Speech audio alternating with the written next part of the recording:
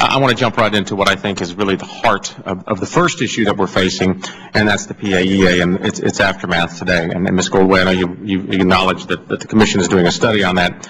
Specifically, at the time the PAEA was passed in 2006, we had certain assumptions that I think may have been taken into consideration to go ad infinitum.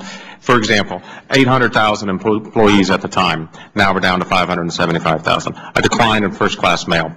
My question, and I'll go to Mr. Donahoe first, is with this pre-funding of the pension benefit, are there not assumptions that today may not exist or have changed dramatically that in and of itself, if actuarially identified, could reduce the obligation of the Postal Service that's being imposed by the PAEA?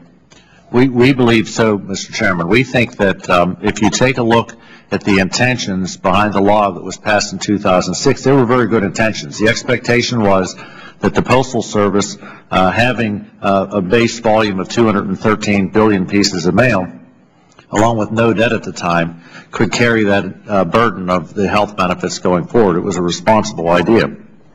We still think it's a responsible idea to account for our retiree health benefits going forward, but we think there's a number of things we have to take into consideration. Number one, we have had a substantial drop in volume. That has to be considered. Number two, to your point, we have reduced headcount. I think back in 2006, whenever we first, when the law was passed, it was basically the assumption of 757,000 employees. Today we have about 570,000 employees, and we think that moving forward we'll eventually break into the 400,000 rank. We know going forward we will not have those same burdens. So we would ask that Congress take a look, ask the GAO to examine what the actual liability is going forward. We also think there's some solutions as far as how to fund that. We think that the funds that are existing in the civil service retirement funds that we've overpaid by our estimates, $75 billion, the Postal Regulatory Commission's estimates, $55 billion, could be used to make that payment. If that's not available, we think that we can also look at some other options. Our own IG has suggested that we take a look forward around the option of taking a private sector model where you fund at 30% versus the 100% that we're required to now. So there's many options on the table, excuse me, and we'd be more than happy to explore any of those with you. Thank you. Ms. Goldway, would you have any estimate as to what, based on new assumptions? Well, as to what the reduction could be or potentially be? What we did in 2009, working with consultants, the Mercer and the Hay Group, is to look at the OPM projections and factor in lower levels of employees and to adjust the expectations of health care cost increases that the OPM had in their formula. And we estimated that in order to fund 100% of what would be the health care retiree benefit problem, you could do it with $35 billion less money than the OPM had estimated in 2006.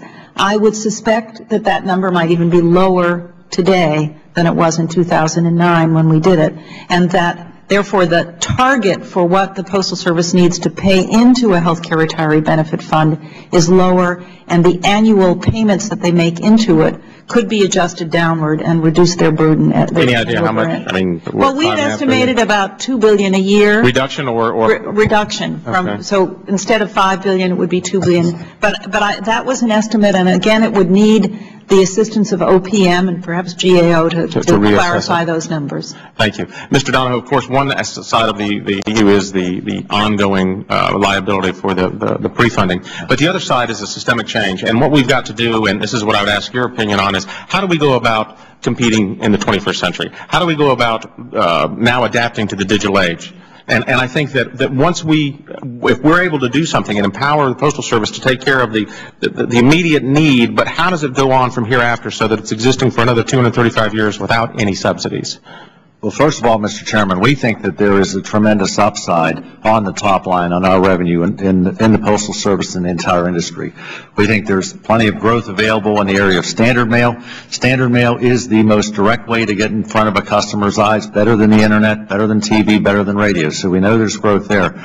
We also know there's growth in the package market, and we've been exploring that. We've been working with a number of new products You've seen our flat rate products come out. We've introduced a number of others coming forward. Matter of fact, Ms. Goldway showed me, we brought along a copy of our free sample box that they've just approved over at the Regulatory Commission. We think there's a ton of value in that. We think that this is an opportunity on a monthly basis for people to get into the sample business in a very affordable way. So we know there's an upside. Now, on the first class mail, as you mentioned, it's declining, but we think that by using NSA's contracts with many of our customers, we can actually slow down the pace of change with the drop-off in first class.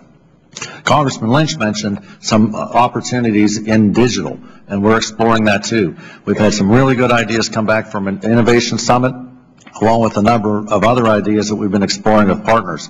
Digital to hard copy to digital, and even digital to digital. We know that the Postal Service provides tremendous opportunities and security in that entire market, and we think there's plenty of opportunity for growth there too. Thank you, Mr. Conley. My time is up. Now to recognize the